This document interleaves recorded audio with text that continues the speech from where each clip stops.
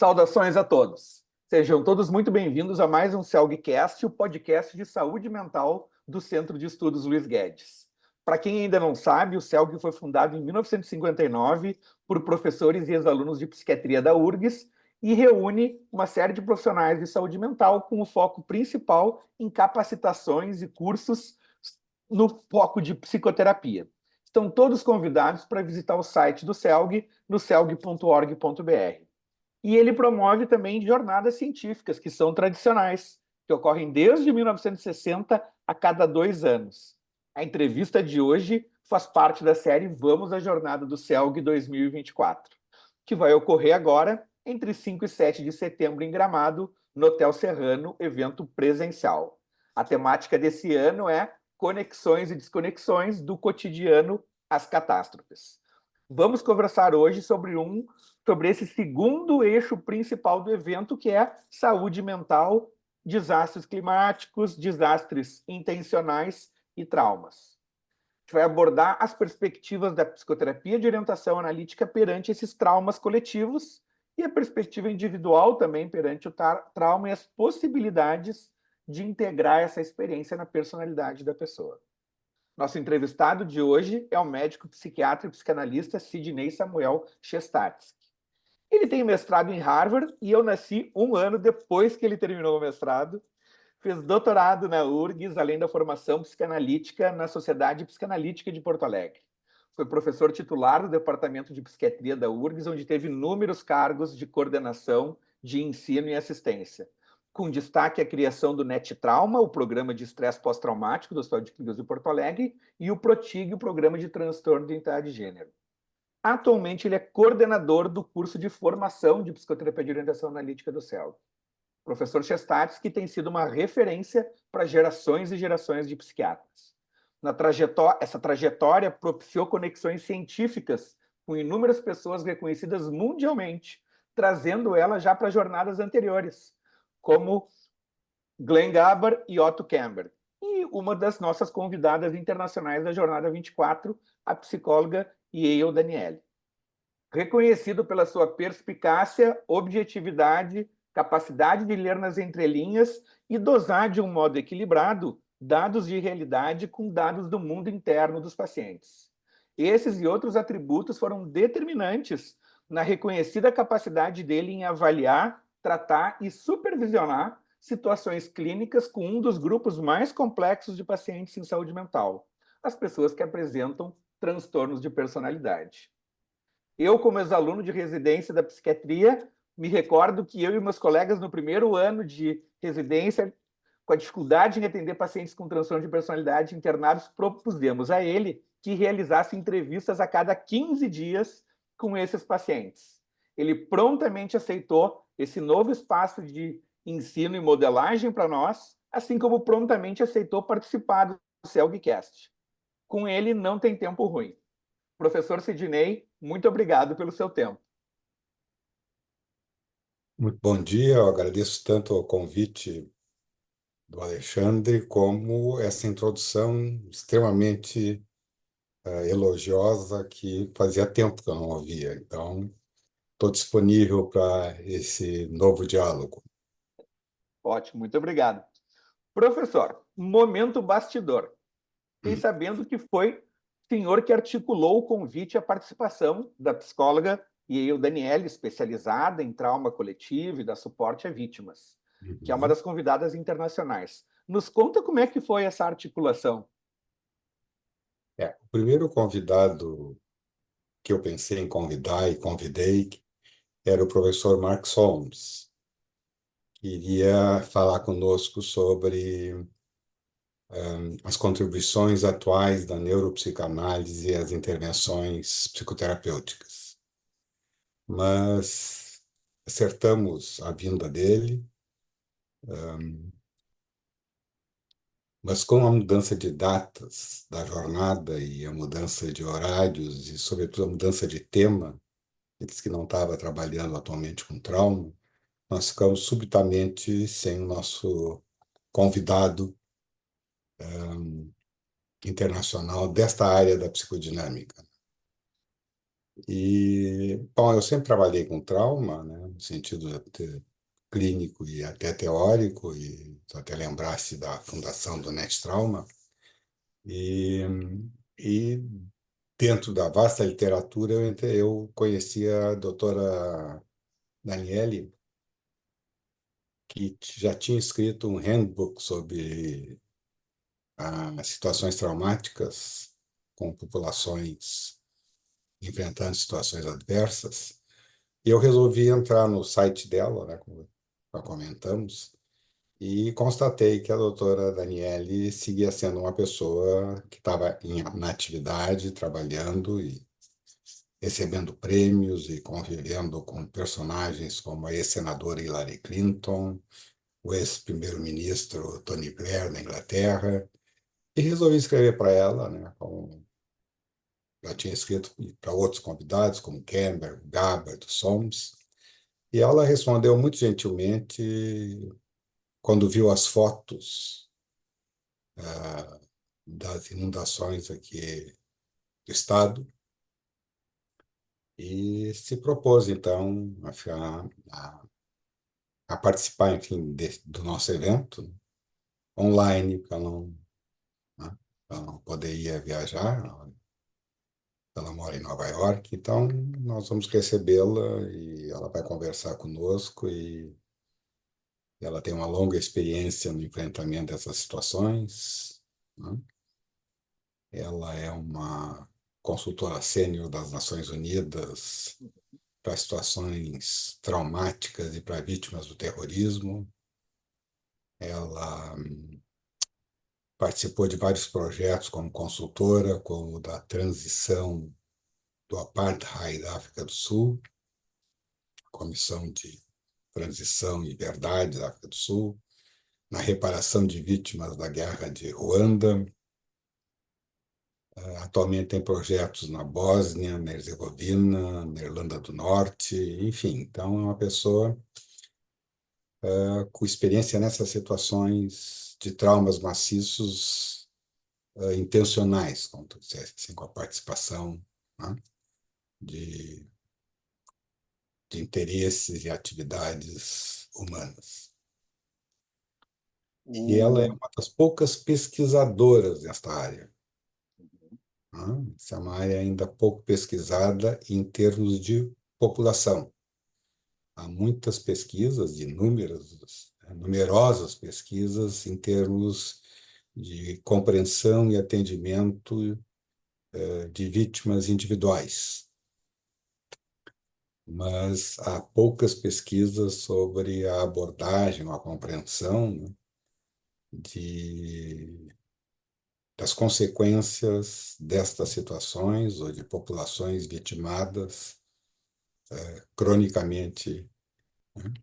A primeira população, acho que de mais interesse, foi a dos sobreviventes do Holocausto nazista e dos seus descendentes até a segunda ou terceira geração, né. Desenvolveu um instrumento validado empiricamente para investigar essas populações e escreveu uma tese de doutorado a respeito. Então, esse aspecto também acadêmico, né, me chamou a atenção e espero que ela possa contribuir de uma forma relevante para a nossa discussão sobre situações traumáticas em populações, em grandes populações. Excelente, excelente a sua proatividade para fazer esse contato enfim, com toda essa explanação aí da capacidade de transitar por diversos ambientes da nossa convidada, né? E que, enfim, e trazendo uma experiência aí numa situação intensa para todo mundo, uma situação nova, de certo modo, para todo mundo. Então, Uhum. vou aproveitar para entrar em umas coisas mais técnicas aí também para ver esses aspectos. Cada modelo de psicoterapia tem perspectivas específicas que caracterizam e diferenciam elas das demais, né? Quais são as especificidades no que se refere a esses traumas coletivos da psicoterapia de orientação analítica, né? O que o senhor identifica assim que são aspectos dessa modalidade de psicoterapia mais importantes para dar suporte para essas pessoas que experienciaram esses desastres? Como eu te disse, tem poucos estudos sobre isso. Nós temos mais estudos sobre as vítimas isoladamente, sobre grandes populações, não. Mas a psicoterapia psicodinâmica, mais fácil do que, mais curto de falar, a psicoterapia psicodinâmica, eu acho que oferece o que é a base de todas as psicoterapias. Uma possibilidade de uma escuta paciente, respeitosa, tolerante e acolhedora para todos os pacientes e especialmente para a coletividade, no sentido assim, são os pacientes, suas famílias, os líderes da comunidade, se for o caso, sobre as narrativas do que as pessoas estão passando ou passaram. Ela demanda uma capacidade também de lidar com os sentimentos despertados por essas situações. Esses sentimentos tanto podem sobrecarregar os terapeutas, nós sabemos disso, inclusive aqueles chamados fenômenos de traumas vicariantes, né, de que a própria, a própria equipe que atende fica secundariamente traumatizada pelas narrativas e pelas situações, muitas vezes causam terror, horror, que até a, desde as primeiras definições de situações traumáticas, elas contavam com essa emoção específica de terror e pavor para as pessoas que experimentavam. Bom, a equipe que atende pessoas nessas situações está exposta também a essas mesmas emoções intensas. E isto serve, por um lado, para facilitar a empatia, no sentido assim de entender ou compreender em parte, né? E entrar em contato do que está sendo narrado, mas às vezes paralisa a equipe, sobrecarrega a equipe, causa situações de estresse pós-traumático na equipe e que a nossa convidada, no podcast anterior a Mariana falou, né? Um dos grandes problemas é de quem cuida dos cuidadores, né? Situações contratransferenciais que frequentemente nós temos que lidar e que é uma contribuição importante do modelo psicodinâmico, né? O reconhecimento e a utilização dessas emoções que nos despertam os problemas que nós estamos enfrentando e a monitorização deles e a tentativa de lidar com eles de uma forma construtiva. Fora disso, nós nos defrontamos com situações em que, por definição, está havendo uma inundação não apenas externa, como nós tivemos no Rio Grande do Sul, né? Mas literalmente uma inundação de estímulos no aparelho mental, no sistema nervoso central, e uma desorganização, né, de processamento de emoções, de organização dos dados, de registro dos dados, da capacidade de comparar os dados novos e muito intensos com as memórias anteriores para reconhecê-los e encontrar alguma familiaridade. Portanto, nós nos defrontamos com um aparelho mental muito desorganizado e a primeira aproximação, ou as primeiras aproximações, elas são mais de acolhimento mesmo, né? São mais de ouvir os pacientes e, obviamente, já ter proporcionado ou tentado proporcionar, junto com outras organizações, né, toda a desarrumação da infraestrutura que esses pacientes tinham em relação de casa, enfim, moradia, alimentação, transporte e coisas do tipo, porque não tem nenhum sentido começar qualquer intervenção do tipo psicossocial sem ter este primeiro nível de abordagem satisfeito. Pois é, o senhor já acabou até antecipando um pouco da resposta da minha próxima pergunta, assim, né? Como é que fica a abordagem terapêutica às pessoas que desenvolveram TEPT, o transtorno de estresse pós-traumático relacionado a esses traumas coletivos, né? Se tem alguma diferença até, né? Quais são as diferenças do suporte para pessoas com TEPT perante traumas coletivos e perante os traumas individuais, assim? O senhor já está trazendo esse da suporte para ou da atenção para outras necessidades mais básicas ainda de domicílio, né? Que mais que o senhor poderia pontuar assim nessa linha de diferenciação? Bom, tem uma situação que é, de certa forma, inusitada nessas em situações de traumas coletivos, quando nós não fazemos parte, não é, da sociedade que está experimentando o trauma, como os Médicos Sem Fronteira, que é uma instituição externa, internacional, e nesse sentido impessoal, que vem, né, como a Mariana de Paris ou de Nova York, para os locais que estão experimentando essas situações traumáticas. Nós vamos voltar para o Rio Grande do Sul, mas em várias outras situações, né,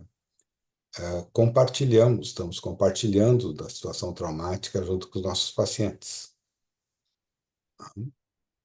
E acho que a primeira vez que começou a se relatar de uma forma mais detalhada como era atender isto, né, foi na queda das torres de Nova York, em 2001, em que os terapeutas e analistas, enfim, e assistentes sociais, e psicólogos, todo mundo que trabalhava na cidade de Nova York, né, e muitos deles estavam trabalhando na hora da queda das torres, né,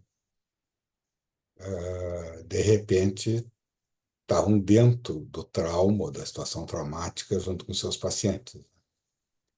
E aí se começou a estudar essa dinâmica que é preciso, ao mesmo tempo, ter uma, conseguir obter uma certa distância emocional do que se passou, porque o impulso é se abraçar o paciente, terapeuta e chorar junto pela tragédia, e é um impulso compreensível, né? E, eventualmente, nós até vamos dizer, poderemos dizer, olha, nesse momento, acho melhor a gente interromper, porque eu não estou conseguindo te ajudar, né? Vamos marcar para um outro momento. Ou então conseguir algum grau de distanciamento emocional da situação para seguir conversando com o paciente. E daí é uma situação realmente diferente do dia a dia. A outra questão do TEPT é que o TEPT só vai se manifestar, por definição, depois de 30 dias, né? Ou um TEPT secundário ou prolongado depois de 6 meses, né? E num primeiro momento que nós temos que lidar, né, já que estamos falando, né, da situação traumática, é com a situação aguda. Há comunidades que ficam cronicamente, todas elas, né, afetadas pelas situações traumáticas, há comunidades que vivem em constantes situações traumáticas, como as comunidades do Oriente Médio, né, como as comunidades da Ucrânia no momento, né? Então, são comunidades inteiras há 1, 2, 3, 20 anos convivendo sob situações de estresse. E essas abordagens psicodinâmicas acabam sendo importantes porque elas têm projetos de longo prazo, diferentemente das intervenções para situações agudas do TEPT, que tendem a ser intervenções breves e muito bem-sucedidas, em geral, dentro da ótica ou medicamentosa, né? O uso de prazosim, que é esse antagonista alfa-adrenérgico, ou de alguns antidepressivos serotonérgicos, ou técnicas cognitivo-comportamentais, né, para lidar com esses pensamentos recorrentes do TEPT. Entendi. Eu acho que é isso, eu não sei se... Uhum. Não, acho que está Uhum. abordado. Hum, vou aproveitar essa experiência aí como... Deixa eu te dizer uma outra coisa que eu acho que é importante, que é uma Claro. coisa importante. O diagnóstico do TEPT é um diagnóstico médico e é um diagnóstico importante porque permitiu que, em função desse diagnóstico, se começasse a investigar, a partir de 1980, né, este quadro que não existia antes das classificações, né? Então, essa vinculação de um fator externo influenciando, né, esse complexo mente-cérebro de uma forma causal, só foi reconhecido de uma forma validada a partir da criação do diagnóstico do TEPT. Mas o diagnóstico do TEPT, além de ser um diagnóstico médico, científico, importante, incluído nas classificações de 1980, ele foi deixado de ser reconhecido em todas as situações catastróficas anteriores, né? E é uma pergunta, por que que houve, né, uma negação desta relação de situações catastróficas externas, né, com quadros emocionais ou psiquiátricos desencadeados em função delas.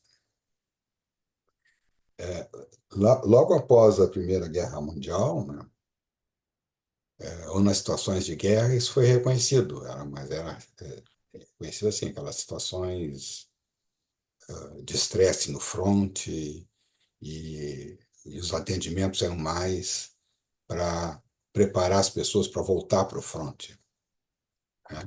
Não para reconhecer que elas tinham adoecido, né, em relação à situação de guerra. E depois disso, curiosamente, entraram vários interesses políticos e econômicos nisto aí.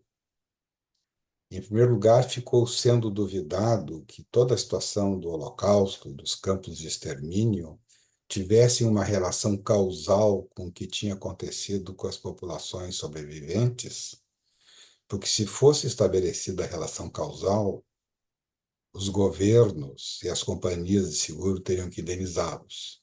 E isto levou anos nessa discussão, né? A grande justificativa é que não haveria como provar se o que estava acontecendo com as pessoas depois daquilo tudo não era apenas um agravamento de situações pré-existentes. E como tu sabes que as companhias de seguro colocam, né, se houverem condições A cláusula. etiológicas prévias, elas não se responsabilizam. Então, e a outra questão, enfim, também política, é que no momento em que tu fazes, ou tu enfatizas, ou enfocas o quadro de TEPT, que é um quadro individual, as pessoas estão sofrendo, né? E tu apropriadamente te debruça para atender essas situações, né? Tu deixa de levar em consideração, ou fica em segundo plano, todas as situações políticas, sociais e econômicas que permitiram que aquela situação se estabelecesse. Sim, Aham. entendi.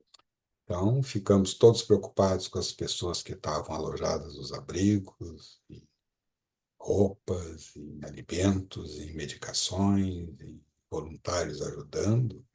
E se fala, como se falou agora, até recentemente, ou segue se falando, né, sobre promessas vagas de realocar, de meios de moradia melhor, de regras de saneamento, de esgoto, de barreiras sanitárias. Tudo isso acaba ficando em segundo plano e nós só vamos nos preocupar na próxima inundação.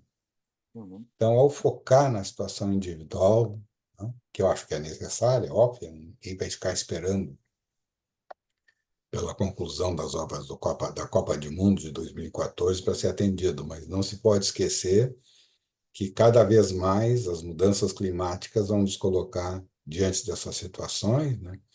E que tanto as mudanças climáticas quanto a infraestrutura para prevenir essas situações são de ordem pública, né? Não Uhum. depende de iniciativas individuais. É isso que eu É. queria dizer. Ah, não, excelente. E até o que a gente estava falando também num outro momento é que não é mais opcional para o profissional de saúde mental querer saber ou não sobre trauma, suporte em trauma coletivo, já é uma obrigação agora, né? E nessa perspectiva aí. E aí, já aproveito para linkar com a nossa outra pergunta, que assim, qual recomendação que o senhor daria para um psiquiatra ou psicólogo que está iniciando na atividade de psicoterapia de orientação analítica para dar suporte para essas pessoas que experienciam esses traumas coletivos, né? Então, qual a recomendação para o psicoterapeuta? E como o senhor tem também uma extensa experiência com supervisão, qual recomendação o senhor daria para o supervisor de psicoterapia de orientação analítica quando supervisionando dele também estiver dando suporte para pessoas nessa situação de trauma coletivo, né? Pode ser mais de uma recomendação, se o senhor quiser. Não, acho que a primeira recomendação é que nós tínhamos, talvez tu tenhas também feito na tua formação psiquiátrica, nós tínhamos estágios importantes do que era chamado de psiquiatria comunitária, Uhum. em que nós, então, saíamos do hospital e íamos entrar em contato com necessidades emocionais de escolas, outros hospitais, corpo de bombeiros, enfim, todas as situações que faziam com que nós entrássemos em contato com necessidades tanto dos cuidadores, sejam professores, bombeiros ou outros entes da comunidade, né, quanto às necessidades da comunidade que eram atendidas. E eu acho muito difícil tu fazer uma formação nesse contexto que nós estamos falando, num atendimento puramente individual, num consultório, num ambulatório. É preciso ter a experiência de sair dos hospitais e de entrar, né, de sair das salas, dos consultórios e entrar para as instituições de comunidade e fazer estágios dentro dela. Eu não sei como é que está sendo feito, eu acho que atualmente está sendo substituído por médicos de família ou médicos de saúde coletiva, né? Mas seria importante que fosse feito também por médicos das ciências psicológicas e ciências do comportamento, para que essas vivências pudessem fazer parte do treinamento, né? Porque outra coisa que é importante quando nós atendemos comunidades, né, é conhecer bem o contexto cultural, a linguagem, os hábitos, né, os valores da população que está sendo atendida, né? E que frequentemente são muito diferentes dos nossos em termos de classes sociais, em geral, menos favorecidas, porque quem é que vive em encostas de morro quando desaba todo mundo e morre uma família inteira ou várias famílias, né? E essas são linguagens e valores diferentes, né, que nós não estamos habituados a conviver no nosso consultório. E temos algum treinamento quando atendemos ambulatório de SUS, nós temos o treinamento individual. Eventualmente, quem tiver treinamento também em psicoterapia de famílias é capaz de ver alguma dessas questões, especialmente de violência doméstica, ao vivo e a cores. Então, a minha resposta é assim, que nós estejamos expostos a conviver além do atendimento individual dentro do nosso consultório. Ótimo. E nós já estamos no final da nossa conversa, quase no final, mas eu queria aproveitar já que o senhor é o coordenador do curso de formação em psicoterapia analítica do CELG, quais são as diferenças do curso do CELG em relação a outras capacitações? Assim? Por que um aluno escolheria fazer a formação no CELG e não em outros lugares na psicoterapia psicodinâmica? Puramente preferência pessoal. Eu acho que Porto Alegre continua tendo muitos bons centros de formação em psicoterapia psicodinâmica, né? talvez certamente será a única capital do país que tem um número de instituições que oferecem esta formação. O CELG atualmente está oferecendo uma formação de 3 anos, né, que talvez seja um pouco maior que a formação em média, que é de 2 anos, mas eu acho que eu cada vez mais me convenço que não é a duração do curso, né, que dá qualidade, mas é a experiência dos professores. Aí eu acho que há vários cursos que têm ou teriam condições de oferecer ah, essa formação. O que talvez o CELG tenha de diferente é que tem uma tradição de oferecer uma formação integrada para os seus residentes, no sentido de eles serem expostos a vários professores, inclusive eu, né, que sou capaz, enfim, que desenvolvi capacidades de atendimento além do psicoterapêutico, farmacológico, de grupos, famílias, enfim. Pode ser que tenha alguns supervisores que tenham, pode ser não, há supervisores que têm visões diferentes, às vezes muito diferentes, e que os alunos têm a oportunidade de conviver com eles e se identificar com uma melhor forma de trabalho, né? Mas fora isso, eu acho que Porto Alegre realmente tem excelentes centros de formação. Diferentes modelos. Importante, hein? Mais algum recado para quem está nos escutando, assistindo, professor, que você gostaria de Só deixar? reiterar o convite para a jornada do CELG, né, que vai ser daqui 10 dias ou 9 dias, né, 5 a 7 de setembro, que a gente se esforçou bastante para construir um contexto de convivência e de aprendizagem dos mais ricos possíveis. Então, eu espero reencontrar as pessoas, meus colegas e amigos e conhecidos em Gramado. Muito obrigado pelo seu spoiler e também por essas outras informações. As atividades do professor vão ser na quinta-feira, na palestra de abertura, na sexta-feira de tarde e no sábado de manhã, mas ele vai estar pelo evento lá nos outros dias também.